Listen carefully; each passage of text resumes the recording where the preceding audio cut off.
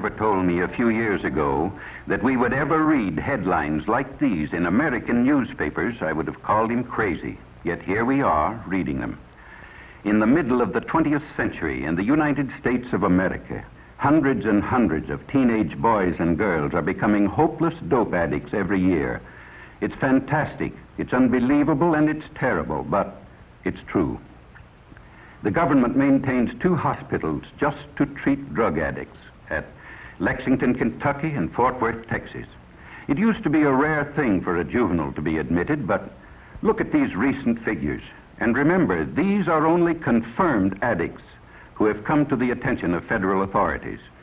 How many others are still only occasional users of marijuana or heroin, morphine, or in some cases sleeping pills? It's pretty hard to estimate.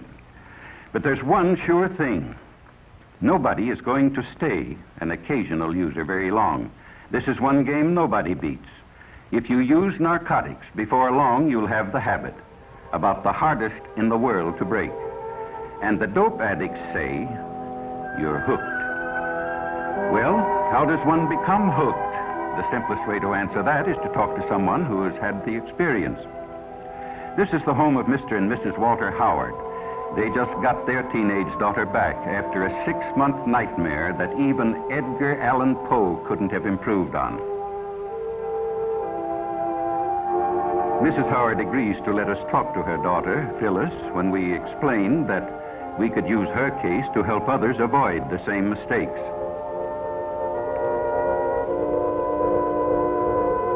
This is Phyllis as she looked 6 months ago, a senior in high school, pretty as a picture.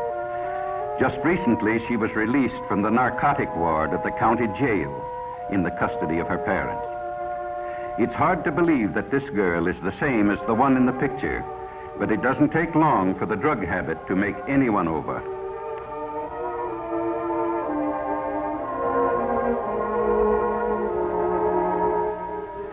Phyllis wasn't anxious to talk about her experiences with dope, but she could see how her story might be used to help others, and she began to talk.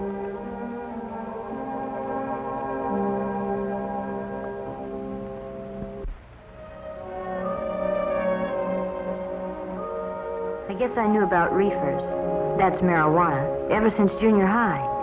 Some of the boys smoked them, the ones who couldn't get along, who were afraid of everything. You know, the ones with no backbone.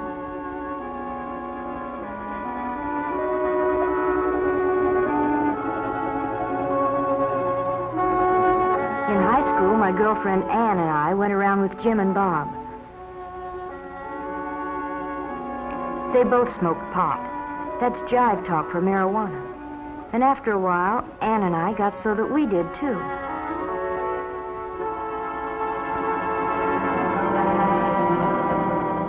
It's funny what it does to you.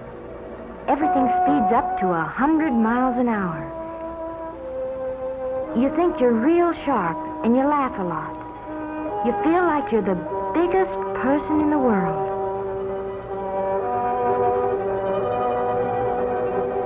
But I didn't feel so good when I came home high that night. My dad knew something was wrong, but he didn't know what. Mother was sure her daughter would never do anything bad. I'd been smoking pot for quite a while before I met Chuck.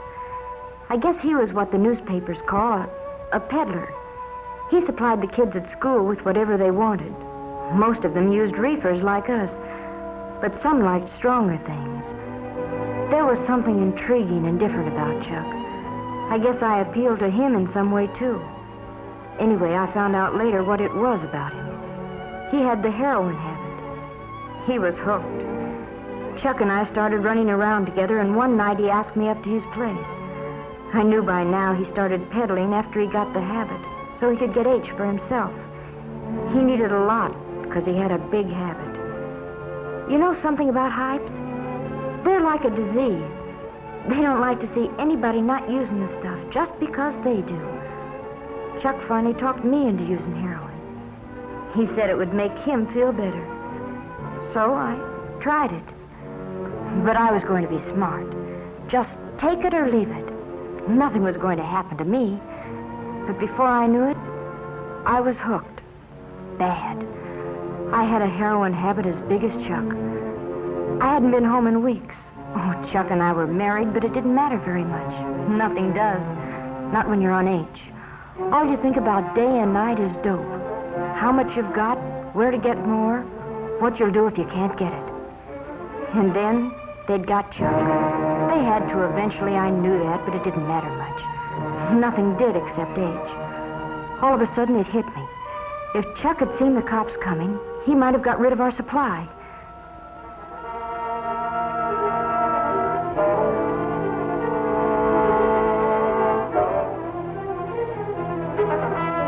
That's what happened. Chuck got rid of everything. Probably in the garbage disposal. Oh, that's a favorite trick of Hype's when they're going to be arrested. But it left me in an awful spot.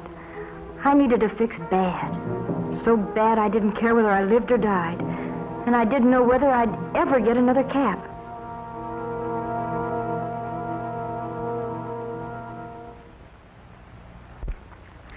In the meantime, Phyllis's parents had nearly gone crazy. They hadn't seen or heard from their daughter in months. Mr. Howard checked every newspaper story that might by any remote chance have to do with Phyllis. But gradually their hopes died. They were almost convinced she was dead. But I wasn't dead. I tried once to kick off the habit, but I was too far gone. You know, the police say, find a heroin addict and you find a criminal, and that's just about it. If you're hooked bad, it costs about $30 a day for H. Boys get the money by stealing or swiping car parts, maybe by holdups. Girls take up street walking or do what I did, become peddlers themselves.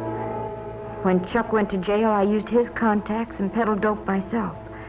Sure, I knew it was wrong, but when you're hooked, you can't help yourself.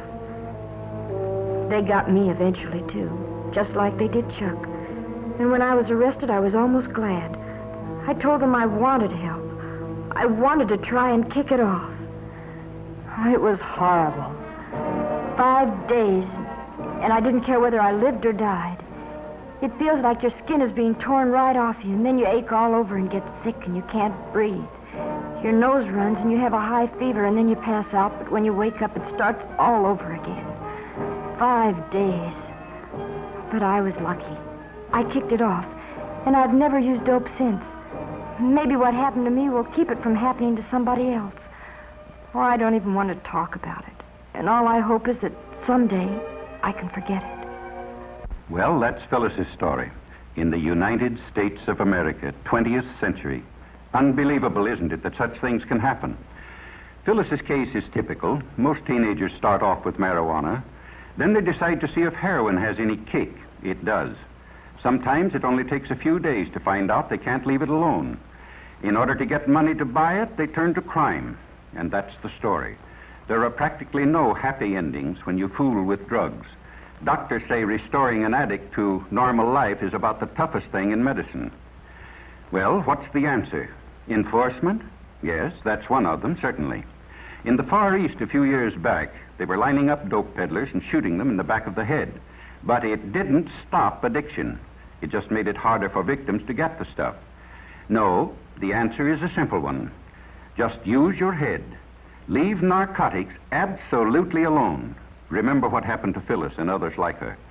Talk it over with your parents or school counselor, somebody you have confidence in. Some say the Reds are promoting dope traffic in the United States to undermine national morale. They did it in China a few years back.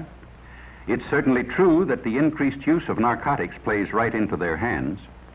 But why not show everybody, including ourselves, that young American men and women have too much intelligence to make such a stupid, ghastly, tragic mistake?